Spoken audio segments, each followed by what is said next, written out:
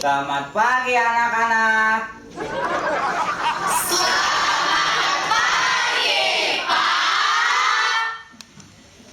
Barudak cayeuna urang gaduh peraturan anyar kedah tingkatkeun kadisiplinan di sekolah. Utamana lamun keur di jero kelas ulah ngarobrol, lamun bapak keur nerangkeun kitu. Deui lamun marawah HP kudu di-off-keun heula sebab bisa ngaganggu ketenangan diajar. Saha wae anu ngalanggar peraturan ieu bakal dibere sanksi. Ngartos? Sangsina naon, Pak?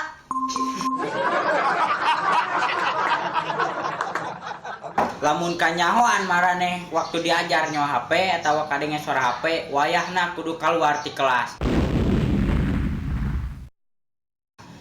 Tah, peraturan ieu berlaku jeung saha wae teu pilih kasih. Tah, HP saha tanu sadap?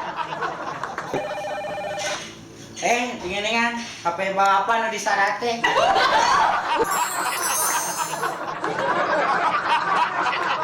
Aduh, saha ieu teh?